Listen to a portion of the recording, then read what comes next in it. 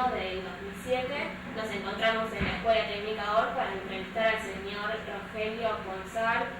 Las entrevistadoras somos Agustina Pose, Carolina Weinberg, Melissa Brover y camarógrafo Micaela Sotinansky. Y bueno, vamos a entrevistar a un inmigrante de Bélgica. ¿Podría presentarse? ¿Cómo? ¿Podría presentarse? Bueno, ya tienen la ficha, me llamo Rogelio Ponsar, 76 años, bueno, nacido en Bélgica, pero hace cerca de 50 años que estoy en Argentina. Cuando me preguntaron ayer si quería dejarme entrevistar, le dije que sí, pero que no. Mi historia de inmigrante como tal, nada notable tiene, digamos, ¿no? Pero me dijo que lo que les interesaba también era conocer un poco todo el trasfondo histórico o social o las vivencias del pasado. Bueno, allí sí hay cosas que creo que pueden ser de interés, ¿no? ¿Ustedes me van a hacer preguntas o yo digo más o menos? Vamos a preguntar y usted puede responder lo que quiera. Bueno, yo le aclaro que ayer cuando hablé con ese profesor Daniel, me preguntó si había vivido la guerra. Yo dije, bueno, sí, desde luego. Y dije, bueno, esto es uno de los temas que puede interesar. Me dijo, bueno, veremos entonces. Ahora usted haga la pregunta que quiere. Primero, cuéntenos cómo era su vida allá en Europa, dónde estudiaba, cómo vivía y cómo se veía la guerra también desde su punto de vista, o sea, desde un país que no estaba involucrado directamente en la guerra. Bueno, son dos preguntas. Bueno, yo vivía en Bruselas, en la capital de Bélgica, que es una ciudad pequeña de más o menos 1 millón de habitantes. Mis padres, gente sencilla, pequeña, clase media diríamos,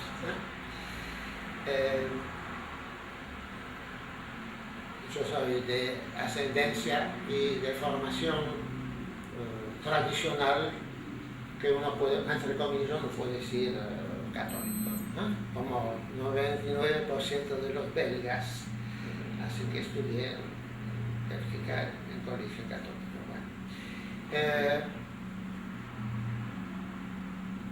Bueno, ya me perdí la pista. ¿Cómo estaba compuesta su familia? Bueno, en la casa eran mis padres, éramos 3 hijos y había dos abuelos también que vivían en la casa. Era un garaje, taller mecánico. Mi abuelo ya tenía un taller mecánico antes de 1910, que en la época que había muy poco coche. Algunos de los coches que vi que quedaban del fondo del taller, los encontré. Uno encontré en el museo de Luján, el mismo modelo en el cual yo jugaba de chico. Un coche que había quedado ahí, qué sé yo, descartado. Bueno,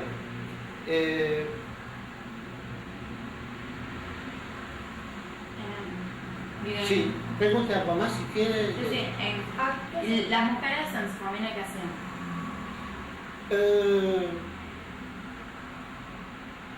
Atendían los quehaceres domésticos, digamos, lo que era bastante común en aquella época, ¿no? Mi mamá era francesa, del sur de Francia. Mis padres se conocieron y se casaron en París, después vivieron toda mi ascendencia en Bélgica. Bueno, del lado de mi padre y francés del lado de mi madre. ¿Su padre también trabajaba con su abuelo en el taller? Sí. Y también representación comercial de algunos productos para el automóvil. Quiere decir, cuando hubo una guerra, no hubo más petróleo, nafta, y todo lo que era automóviles, esto quedó en la nada. Es decir, uno de los primeros problemas que habrán tenido mis padres, ¿y ahora qué hacemos? Porque el garaje, que era parte de estacionamiento y parte de taller mecánico, dejó de funcionar. ¿Y a qué se dedicaron entonces cuando vino la guerra? Durante la guerra, lo que se podía. lo que se podía. Durante toda esta época cambió a menudo de oficio porque se buscaba algo y se tomaba algo, etc. Finalmente, al final de la guerra, encontró un trabajo en el Ministerio de la Alimentación. Durante la guerra había un Ministerio de Alimentación, lógico, y el Ministerio tenía mucho personal, era un tema importante. Por lo tanto, allí había un garaje con unos 100 coches y mi papá, que toda la vida había sido mecánico y de taller, consiguió el puesto de encargado de este garaje. Justo un puesto hecho para él, digamos. ¿Recuerda sus juegos, sus pasatiempos, en lo que hacía cuando era chico, digamos? Cuando era muy chico, jugaba.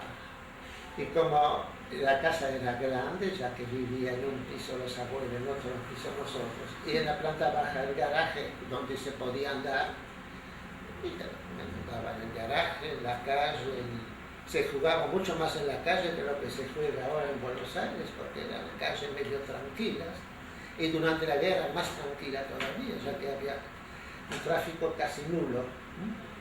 ¿A qué jugaba usted? O quizás con quién jugaba. Sí. Con los vecinos, en la calle con los vecinos, en el colegio con los compañeros del colegio, etc. Pero se jugaba mucho entre vecinos en la calle, pequeña pandilla, y amigos, la calle era como si fuera una cancha o un patio de colegio, se jugaba, según los momentos, no había un deporte favorito. ¿Y qué podría contarnos sobre sus estudios primarios, secundarios? Bueno, hice el estudio primario en una escuela paroquial del barrio, como 65% de la población belga, solidario en un colegio que también era católico. Cosa curiosa, este colegio, cuando yo era alumno, tenía 800 alumnos, y de los cuales había una docena de extranjeros. Y ahora este mismo colegio tiene 800 alumnos, o un poco más, pero 80% de los alumnos son árabes, porque hay una muy fuerte migración del norte de África a Bélgica actualmente, y esta migración no se produce de forma parejas, ocupan más bien barrios un poco de segunda, y estos barrios que ahora ya son medio antiguos, fueron construidos por 1900, tienen una población que es masivamente árabe. Es una cosa curiosa. La última vez que estuve hace 2 años visité el colegio y bueno, era muy curioso, pero es un colegio católico, pero un medio abierto en el sentido que en el colegio se dejan entrar a los del culto musulmano, etc. Y no tiene obligación los alumnos de eso. ¿Y qué cosas les enseñaban en el colegio? ¿Cómo? En el colegio, ¿qué cosas les enseñaban? O en el colegio secundario. Es la enseñanza clásica del secundario en aquella época, que implicaba latín, griego, inglés, alemán, francés, holandés. 6 idiomas, el resultado no se aprendía bien ninguno de los 6, era demasiado. Y era una enseñanza todavía, no con la técnica moderna, era más de libros y de literatura que saben desempeñarse en el idioma. Eso cambió con el tiempo, pero en mi época era así.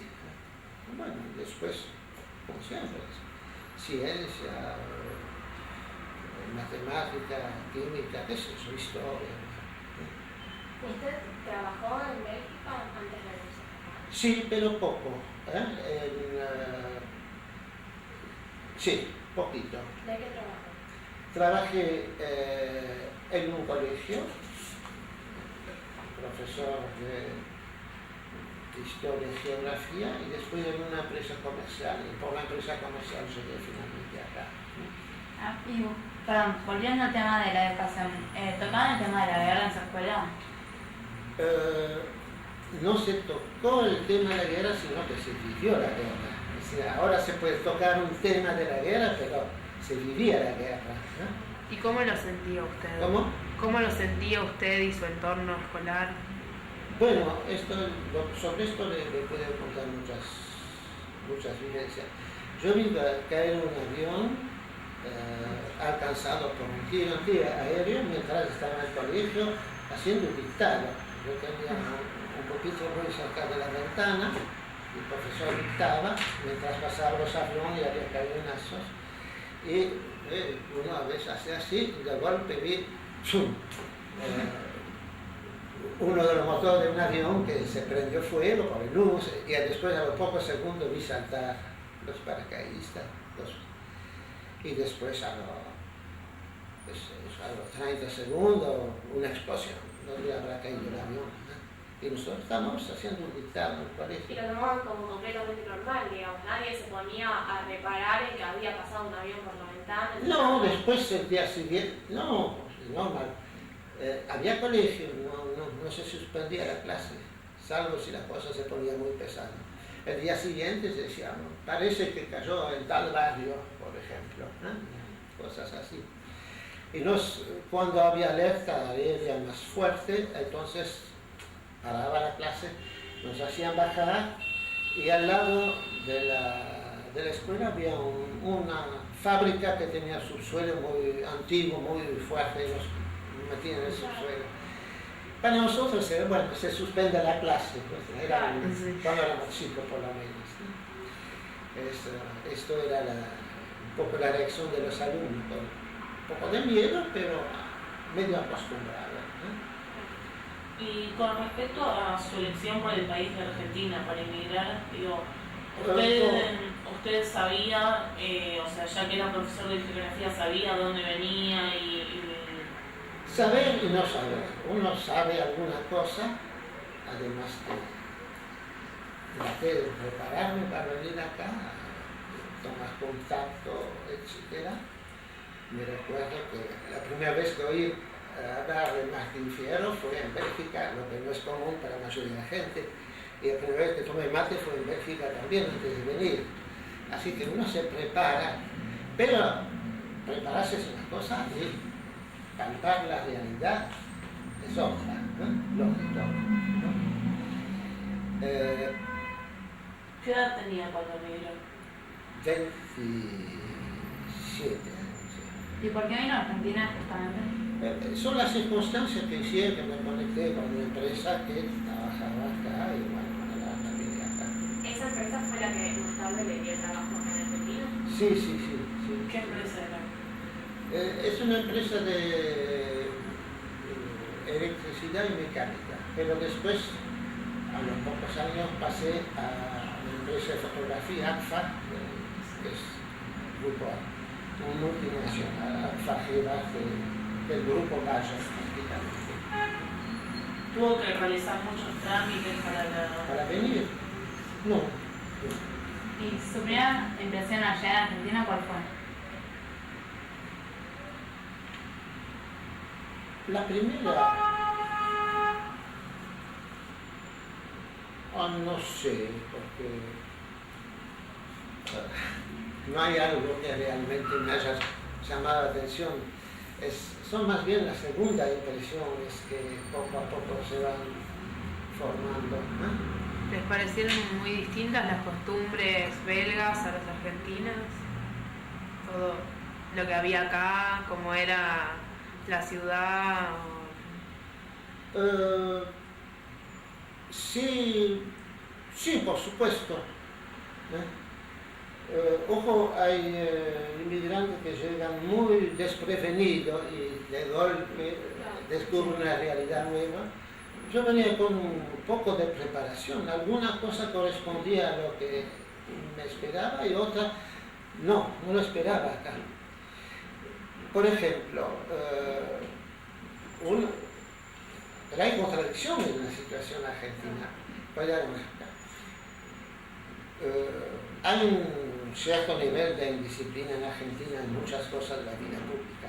Sin embargo, me llamaba la atención con qué disciplina la gente hacía cola en las paradas de subte o de colectivo, mejor dicho, cuando son de esta parada, que hay mucha gente, en vez de estar amontonada, la gente solía hacer pequeñas colas. Y esto es un ejemplo de disciplina, a pesar que por otro lado hay mucha indisciplina. Así que esto se ve en todos los órdenes de la vida. ¿Tenía expectativas cuando llegó acá? O sea, ¿tenía expectativas de cómo iba a ser? ¿O esperaba encontrarse con algo en especial? ¿Cómo? ¿Esperaba encontrarse con algo en especial, alguna situación, el lugar en sí? No, la situación uno la va descubriendo después sobre la marcha. No hay ningún libro que pueda exactamente decir cómo es un país. Sí. Y me recuerdo cómo vivió los momentos previos de viajar, o sea, que cómo... Los preparativos, Claro. todo, o sea, todos los trámites antes de viajar. Hice muy poco trámite. Lo que me recuerdo de la embajada de Argentina, que había empleado que no conocían los reglamentos ni las leyes. No me recuerdo en qué me habían dicho, mire, hay que referirse a tal derecho, no sé qué. Y voy al consulado y allí, todos, eso no existe, ¿dónde inventó esto? Hasta que una empleada vieja, espera un momento, y cuando se fueron los empleados oficiales, sí, usted tiene razón, le voy a arreglar la cosa, pero no me recuerdo acerca de qué era. Bueno, pero eran empleados que habían sido nombrados por el gobierno que surgió en 55, eran casi todos militares que ocupaban estos puestos y, bueno, pasar de un regimiento a un consulado, embajada, no estaban hechos para esto ni sabían su trabajo. Esto, uno ve un hecho así, uno dice, bueno, acá hay algo raro, pero no sabe bien por qué en el primer momento. Sí. ¿Por qué ¿Usted vino ya venía con la idea de vivir en Argentina? Sí. Ya tenía... Sí. Me casé con una argentina. ¿La conoció acá? Sí, por supuesto. ¿Y por qué vino a Argentina? O sea, justo en el momento donde la guerra había parado y está empezando a mejorar la situación. Pero no se viene solamente porque hay o hubo una guerra. Hay mucha gente que se escapó de Europa o por la miseria o por la persecución o para liberarse de posible de la justicia de posguerra también. Yo conocí a varios en Argentina, por casualidad, pero he conocido a varios también que en Europa son considerados como condenados por exceso o por colaboración con los alemanes, por ejemplo, y que acá se vinieron escapando evidentemente. ¿Pero usted por qué vino? No, por ningún motivo, ni político, ni... Personal. Sí. ¿Viajó con alguien? No, bien, solo. En el avión, en el barco. En el barco subían muchos gallegos en Vigo, en la punta de Galicia, y después portugueses en Lisboa. Entonces, yo me decía, había empezado a estudiar español y para perfeccionar me voy a correr cerca de los españoles. No eran gallegos, eran españoles para mí. Así aprendo algo. Y no entendí absolutamente nada, porque no hablaban español, hablaban de gallego. Claro. ¿Y le resultó muy difícil aprender el idioma cuando llegó acá y veía que toda la gente hablaba? No, más o menos. Yo había empezado a estudiar solo, o sea, en Europa, y después sobre la marcha uno lo va perfeccionando. ¿Cómo fueron las condiciones en las que estaba el barco a su criterio? ¿Cómo viajó, digamos? Eran estos barcos que en aquella época eran mitad carga, mitad pasajero. Llevaba 250 pasajeros quizás. Había la primera clase, está la puerta cerrada, después la segunda, camarote para 4 o 6, y después abajo había una plaza en la cual me bajé, donde eran mucho más todos juntos. Es largo el viaje, hace calor. ¿Cuánto dura más o menos? Duraba 3 semanas, de los cuales había varias escalas, y cada escala era un día. Así que de navegación unos poco más de 2 semanas, y había escala en Río, en Santos, en Montevideo. ¿Se relacionó con algún pasajero? Sí, pero después la relación, cada uno baja del barco y ¿Lo esperaba alguien empieza, acá? sí, algunos de los usados que me venían a buscar. La empresa esta con la que usted dice que viajó, ¿lo derivó a algún lugar como para que usted empezara su estadía? Sí, por supuesto, sí. El primer momento no es que tuve que bajar y ahora decirme ahora qué hago eso. No, después por mi cuenta. ¿Y a dónde lo derivaron o por cuánto tiempo? Ay, del tiempo que yo tenía no había problema. Se portaron bien, digamos. ¿Y siguió vinculado a su familia allá en Europa? Sí. Por motivo de trabajo, además, tuve que viajar cada 3 años a Europa, así que mantuve contacto en Bélgica, en Francia. ¿Pensaba quedarse definitivamente en Argentina? Sí, por supuesto. ¿Y no hubo nadie de su familia que... ¿Cómo? ¿No hubo nadie de su familia que venga a Argentina después que usted? No, para emigrar no. De visita, tuve visita 2 veces de ellos y yo a menudo estuve allá, pero para emigrar no. ¿Y cómo estaba compuesta su familia? Acá. ¿O por ahí con quién vivía usted? ¿Cuál era su entorno más allegado cuando llegó acá? Bueno, cuando llegué no tenía entorno, de a poquito me hice relaciones. Esto es algo que el inmigrante tiene que hacer. Si uno lo sabe, uno hace un esfuerzo para hacerlo. Si uno lo sabe, el inmigrante a veces vive muy aislado, o vive aislado dentro de lo que encuentra más a mano, que es un grupito de nacionales, pongamos. Pero hay que, si uno decide a otro país, hay que decidir meterse en el otro país, con la gente como es, y lo bueno y lo malo, punto. Si no, jamás se va a encontrar cómodo, ni estar a gusto, ni va a integrarse. La integración jamás es perfecta, uno siempre mantiene algo de lo anterior, pero depende mucho de uno. ¿Le costó mucho integrarse? Más o menos. ¿Cómo? A la gente y a las costumbres. Hay pequeñas cosas que uno se acostumbra y otras no. Por ejemplo, la puntualidad. Todavía no me acostumbré a un poco de impuntualidad.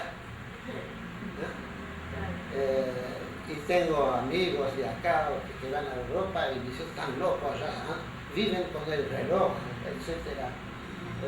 Bueno, son a veces los detalles muy ínfimos que hacen difícil cambiar, adaptarse. Los problemas grandes no son los que complican tanto la vida en cuanto a adaptarse, son los pequeños detalles. Sí. Y con respecto ¿Cómo? a su familia en Bélgica, ¿cómo reaccionó frente a su decisión de venir a vivir a Argentina? ¿Lo apoyaban? ¿Les gustaba? No se opusieron. No le gustó en el primer momento, pero no se opusieron. ¿Por qué? ¿Cómo? ¿Por qué? Que no les haya gustado. Bueno, porque de golpe, qué sé yo. El hijo se va y ahora, ¿cuándo lo vamos a ver? ¿Qué sé yo? ¿Dónde está Argentina? No tiene idea. Bueno, no le gustó. ¿Recuerda las costumbres de la gente de cuando usted llegó acá? ¿Qué hacían las mujeres? ¿Qué hacían los niños, los hombres? Lo que veía yo. Sí, claro. Bueno, es difícil dar así, una lista, pero a veces son detalles. Por ejemplo, yo veía que encima de la casa había, encima de cada casa, un tanque de agua. Y a mí me llama la atención, ¿por qué hay tanque de agua encima de las casas? Es un ejemplo. Y resulta que hace 2 años vienen de visita unos amigos de Francia y venían con los hijos. Y el chico que tenía 11 años dice, ¿qué es lo que hay encima del techo? ¿Por qué hay esto? Bueno, llamó la atención el mismo detalle del chico que a mí 50 años antes. ¿Qué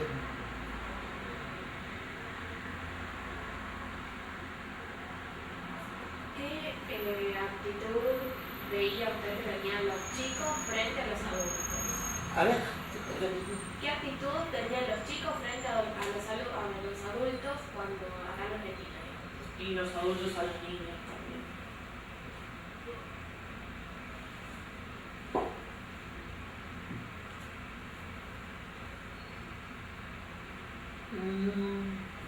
no me recuerdo, no me quedó algún recuerdo llamativo. Usted me preguntó antes porque contamos un poco cómo era la familia. Yo le dije que tenían mi padre, abuelo, 2 hermanas. Sí. Y acá, bueno, me casé, ahora tengo 2 hijos casados, uno con un colombiano, otra con una argentina que es de la colectividad judía. Así que la familia se diversifica tanto en el origen como acá. ¿Y cómo eran las casas donde usted vivió, en los lugares? Bueno, la casa donde vivía fue construida más o menos en 1900. Es decir, que cuando nací tenía más o menos 30 años la casa. Todas esas casas eran casas de 2 o 3 pisos, que estaban hechos para la idea de los constructores. No era casa de una familia, era hecho para alquilar. ¿Usted vivía con otra gente? Teníamos un piso alquilado a inquilinos, sí, y ocupábamos nosotros 2 pisos. Casi todos en la calle eran dueños de sus casas, pero a su vez alquilaba una parte. ¿Cómo se llevó usted con los vecinos?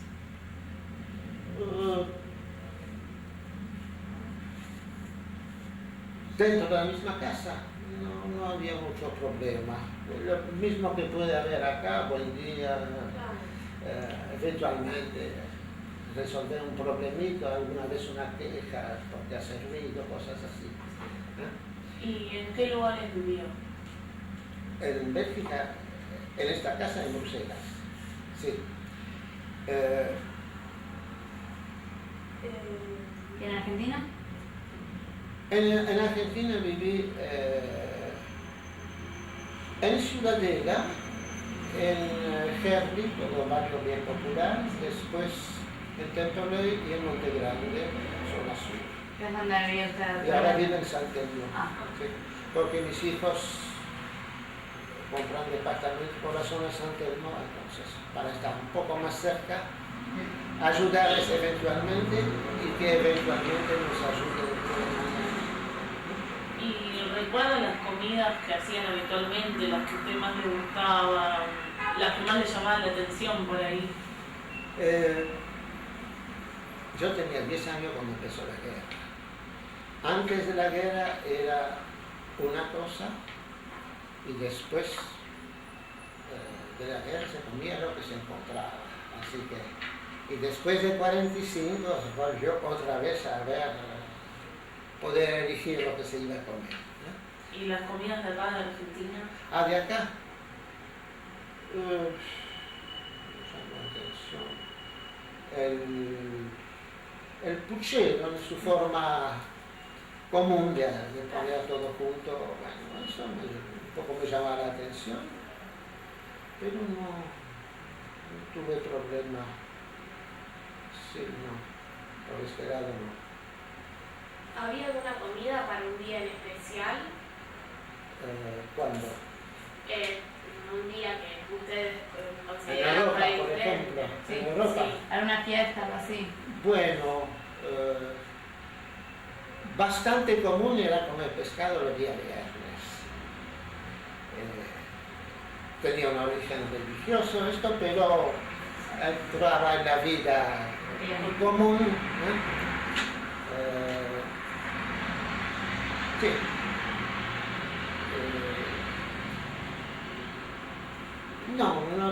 No tengo un recuerdo especial. Lo que sí, digo, recuerdo de los problemas durante la guerra, que esto rompió toda la tradición. La tradición, digamos así. Cuando empezó la guerra, mi mamá pesaba 80 kilos, era gorda, y al final pesaba 45. Así que no tuvo que hacer régimen, sino que hizo régimen. Y yo supongo que lo hizo en parte para que comiéramos un poquito mejor los chicos. ¿Qué festejos mantenían en su familia? Tanto en Bélgica como quizás cuando vino acá, se adoptó algún festejo de acá, o Acá quizás mantenían la allá. me adapté a lo que se festeja acá. ¿En Bélgica? Y lo que se festejaba tradicionalmente en las familias,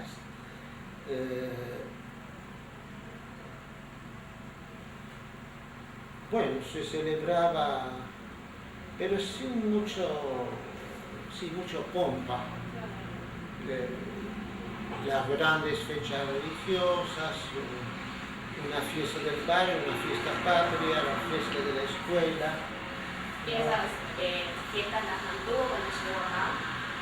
No, porque si yo vengo solo, no voy a traer tradiciones para imponerlas acá. ¿Y cuando tuvo familia tampoco? ¿Cómo? Cuando empezó a tener familia tampoco festejaba algo que capaz se festejaba allá, pero acá no.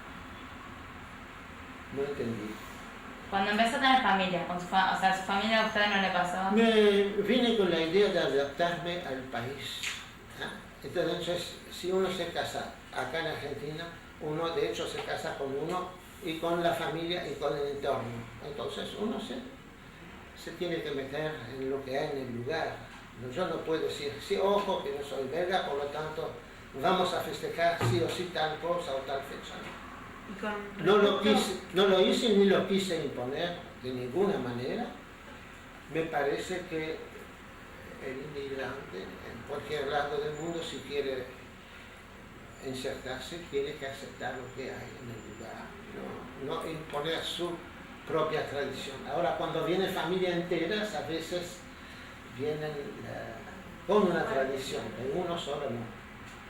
Después, la otra cosa interesante sobre este tema es que las tradiciones se mantienen a veces en la clase muy baja o en la clase muy alta. Yo he estado en muchos países, viajé mucho.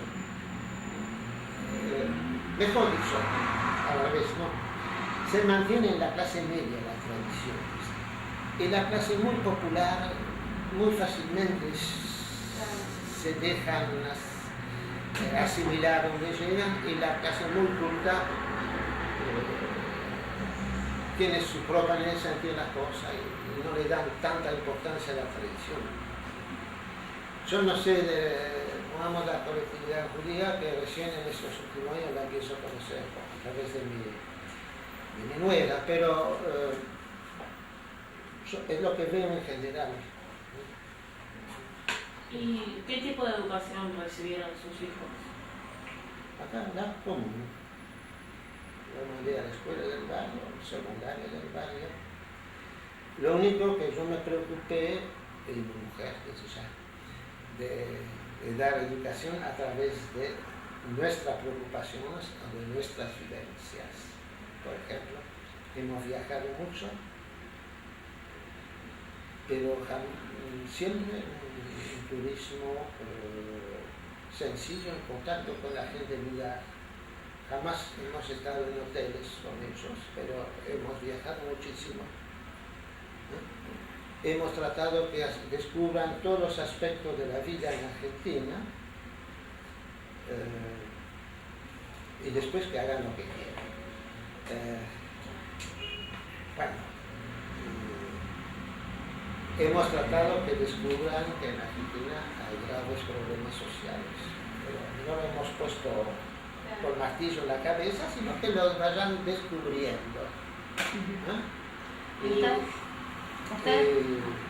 Esta inquietud algo produjo porque, por ejemplo, uno estudió antropología después, que fue una manera de seguir descubriendo la realidad. Y el otro no, pero igualmente está atento a la realidad de la vida diaria. Con respecto a la religión, ¿usted siguió practicando? ¿Forma parte de alguna religión? Yo diría que no, pero eso es un tema complicado, porque cuando se te habla de religión, primero habría que definir qué es la religión. Bueno, si uno habla de práctica, entonces algunos practican, son religiosos, otros no practican, no son religiosos, y a lo mejor es al revés. Todo depende de qué se entiende por religión. ¿Y está afiliado a alguna institución? Actualmente no. ¿Y estuvo? Sí. Sí, pero no una institución como tal, pero estuve actuando en movimientos sociales o educativos, lo que sea, sí. Trabajé por 10, 15 años en un museo local, que vale lo que vale, pero era una actividad. Estuve enseñando en barrios populares, a nivel de educación popular, digamos, ¿no? Estuve alfabetizando, entre otros, durante el gobierno militar. Lo hice con rudeza, pero lo hice. Podría haber salido mal, pero no salió mal. Cosas así. ¿Aparecieron muchas diferencias entre la educación que usted tuvo allá en Europa con la de sus hijos? Diferencias sí. Pero ojo, la educación que se da en Europa hoy no es la que se daba hace 50 años. Todo esto cambia no solamente por país, sino por época. Teníamos muchísimo más horas de clase, para dar un ejemplo. Clase mañana y tarde, sábado incluido. Había más actividades en el colegio, hacer excursiones, deporte, visita de museo, lo que sea. Teníamos más tareas a realizar uno mismo que en las escuelas que yo vi para mis hijos.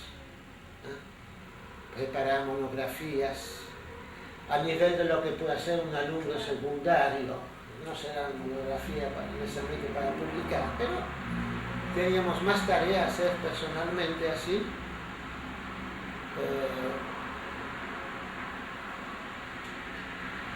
Pero no sé si por esto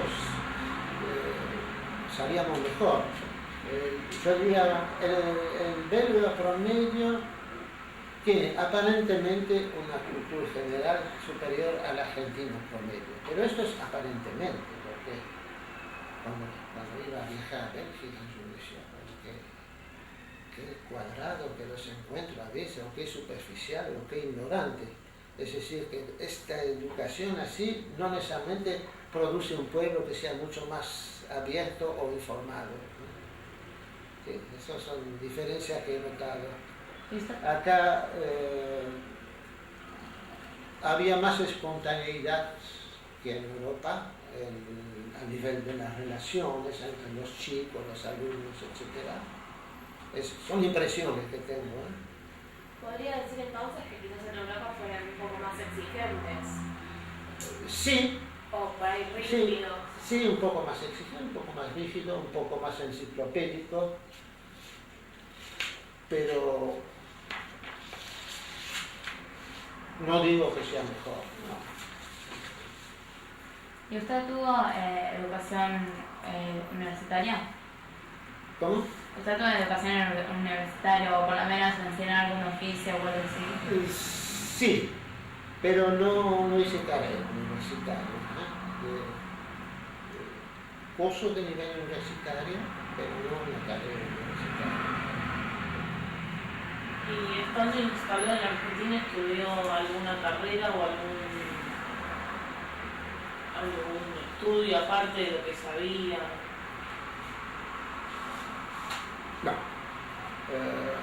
Estudié mucho, pero no una carrera.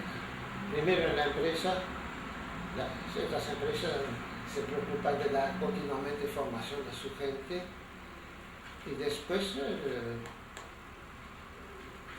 qué sé yo, supongamos historia argentina para dar un ejemplo, bueno, yo podría competir con algunos estudiantes de historia, probablemente sé más que ellos, pero no seguir la carrera de historiador en Argentina. Con geografía argentina podría ganar a muchos argentinos que han estudiado, y así muchas otras cosas. ¿Y dentro de su trabajo? Trabajé, como un hobby trabajé durante 15 años con un grupo de arqueólogos. Bueno, profesor universitario, estudiante, bueno. Uno aprende algo de esto, pero no hice carrera de arqueología. Sí. ¿Dentro de su trabajo tenía relación con otros inmigrantes o con alguien de...?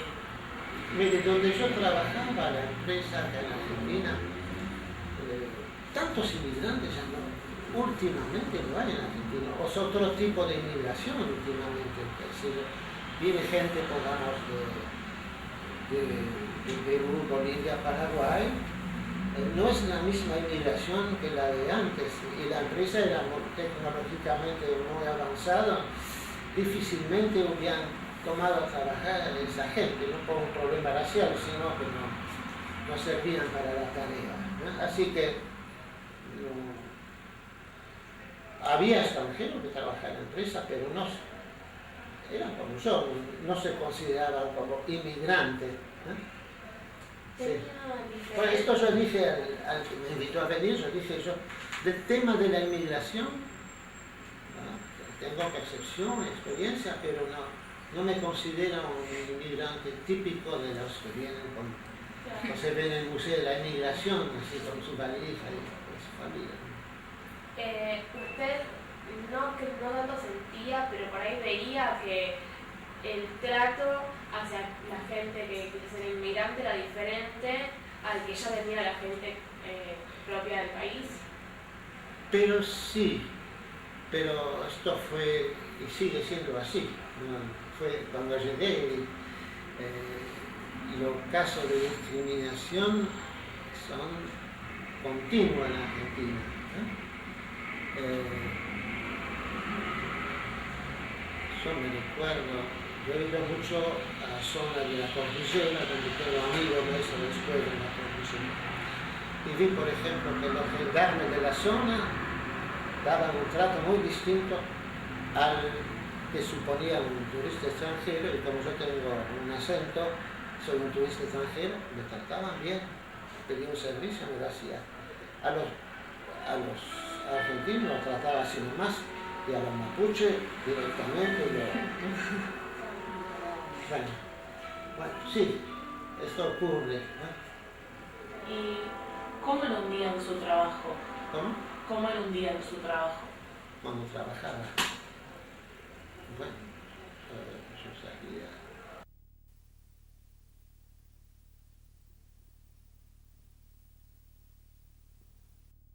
Siempre para estar a las 8, en teoría a la oficina, hasta las 17. Pero he tenido un trabajo muy curioso, atípico, que vamos a hacer. En una empresa grande hay departamentos, pues, producción, venta, administración, y hay subdepartamentos. Y yo tenía un subdepartamento que era de poco volumen para la venta de la empresa, por lo tanto poco personal. Yo tenía un subdepartamento que era único empleado, así que yo era gerente, empleado, vendedor y haciendo todo el resto. Así que no tenía jefe ni tenía súbdito. O sea que se manejaba usted solo. Sí, y yo tenía horario.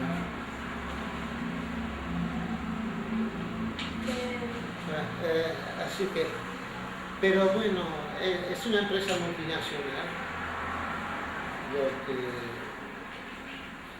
hacía las cosas con seriedad, trataba la formación de la gente, daba buen servicio social a la gente, y los promovía con un poco de paternalismo, sí. Pero se ve que quien dirigía la empresa era allá en Europa, y quien manejaba la cifra verdadera en Europa, y quien decidía si se podía fabricar o no, o vender o no tal producto, era en Europa en función de los intereses de ellos, no en función del país, esto seguro. ¿Cómo se llamaba la empresa? ¿Cómo? ¿La empresa cómo se llamaba? APFA Gilaer de fotografía, es parte de Valle. ¿Su familia tuvo que ingresar a partir del fruto de su trabajo o quizás su mujer también trabajaba? Mi mujer trabajaba antes de casarse, era secretaria del escribano, pero cuando se casó prefirió atender a los hijos. O sea que podías vivir bien con su Bien, trabajo. no ricamente, No. pero lo suficiente bien. Ahora, a mí jamás me interesó buscar o encontrar riqueza. Vivir normalmente, tener lo suficiente, sí, pero lo que llaman progresar no me interesó jamás. Así que, Y más allá del trato fronterizo, digamos, ¿cómo veía la relación inmigrante argentino, digamos? ¿Cómo lo trataban y cómo trataba usted a los argentinos? ¿Se sentía diferente ¿a quién? a la gente? A la población en general. ¿El mismo trato con la gente lo hacían sentir diferente Yo o diferente a los argentinos. ¿O se sentía integrado con todos a la par, digamos? No, más o menos, no sentí problema. Tampoco me sentí maltratado, pero esto depende mucho de uno mismo, creo. Por este lado no. usted se merece? Yo me doy cuenta que la sociedad argentina, hablando globalmente, o mucha gente, no digo todos, tiene un trato distinto según con quién habla o con quién tiene que atender. Esto me doy cuenta, pero no me pasó, no me trataron mal, no me pasó a mí, pero sí lo veo. ¿Y su esposa cómo la conoció usted? ¿En dónde? En reunión social. Donde te da una que te mira y empieza a mirarla. Sí. ¿Y se siguieron viendo? ¿Cuándo ¿Cómo? se siguieron viendo? ¿Cuándo se casaron? Ah, sí, bueno. Tuvimos un noviazgo de 6 meses y nos casamos. Y esto hace 40 años. ¿Se nacionalizó? No. No tengo nada en contra. Y no me parece mal que lo haga un extranjero, pero no tuve nada a favor porque había que ser prácticas.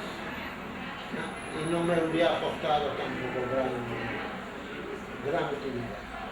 Y más allá de los movimientos Voté el domingo pasado, sí, pero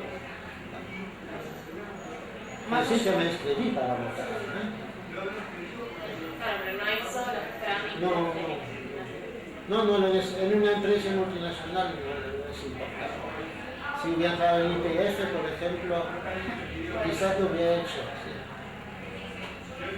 Estaría en la calle. Más allá de los movimientos populares en los que ¿participó en alguna otra institución, en algún movimiento relacionado a su religión? Sí, el movimiento de la Iglesia Católica lo hice hasta que me podrí. porque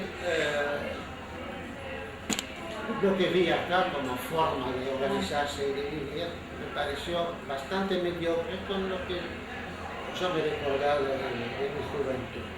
Sí. De poca seriedad. ¿Y sigue siendo miembro de alguno de estos movimientos? No, en los últimos años no. No, porque no me he tocado. Tengo actividades culturales y otras, pero no como miembro activo de un movimiento. ¿Y qué actividades desarrollaba dentro de estos movimientos o grupos? Muchas veces relacionado con la enseñanza, o la enseñanza típicamente religiosa, o la enseñanza educativa. Por ejemplo, le mencioné que estuve alfabetizando algún tiempo en barrio bien popular de San Francisco Solano, por ejemplo, ¿no? Bueno, esto era con el nivel más bajo de la sociedad, hablando en niveles, digamos, ¿no? ¿Y a sus hijos les interesa la religión? No. Yo le dejé total libertad de pensar y de hacer lo que quieren.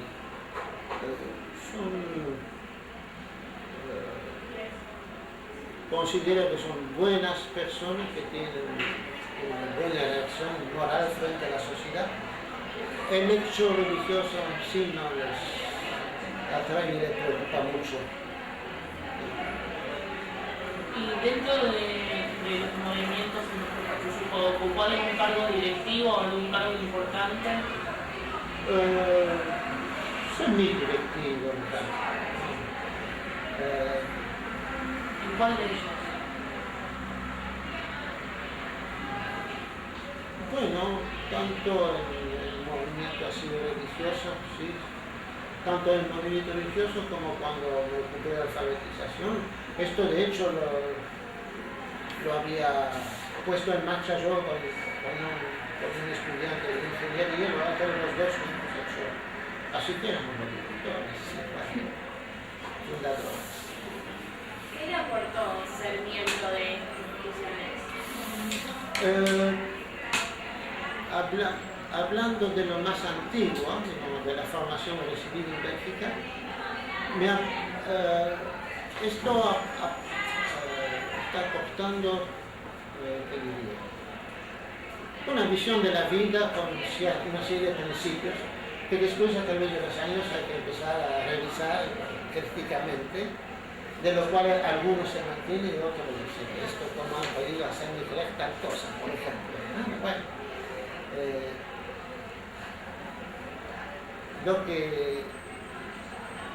la educación que se impone, cuando impone algo bueno, muchos adultos lo conservan. Cuando impone algo artificial o dudoso, muchos adultos lo descartan. Supongo que pasa en todo lado. Usted primero registró que pensaba que Argentina era un país clave. ¿Se debe a que pensar que podría abrirle oportunidades a un futuro? Bueno, sí. Es un pensamiento, uno dice, si la compañía venía a trabajar acá, uno dice, bueno, vale la pena. Y cuando uno mira, estudia un poco y dice, no, Argentina es un país que tiene futuro. Esto hace 100 o 150 años que se dice que tiene futuro, ¿no? Yo tenía un amigo, cuando llegué a Argentina, que era gerente de ventas de una empresa textil. Y él me contó cómo los pensamientos de una tiene. Cuando me casé en Bélgica, tuvimos la idea los dos de emigrar. Y dijimos, ¿a dónde podríamos ir? Tomar un mapa mundial y dije, hay 3 países con futuro en el mundo. ¿Sí? Canadá, Australia y Argentina. Y hemos elegido Argentina. Se ve que, hablando de manera superficial, Canadá fue así, Australia fue así, y Argentina se quedó en una crisis de la cual no termina de salir. ¿Piensa que se equivocó en elegir Argentina? Y él pensó que sí, no lo decía con rabia, lo decía como si me equivoqué, ¿eh? Pero esto lo decía hace 50 años y estamos con una enfermedad de la cual no terminamos de salir, ¿eh? Que sería raro analizar. ¿Eh? Y no es una crítica al país, ¿eh? No lo digo porque uno lo dice, no es por criticarlo, ¿eh? ¿Siente una decepción hacia lo que pensaba usted antes de venir? No, porque no me importaba, pero esta idea que Argentina era el país del porvenir, esto es una idea que era muy común en muchos lados y estaba un poco equivocado, ¿no? Sin ser un país malo, estaba un poco equivocado. Disculpe, lo conectamos un minuto, se nos está acabando la cinta, podemos Bueno, parar? sí. Cambiamos el cassette y seguimos. Bueno, después. Paralo y seguimos con el Sí. cine.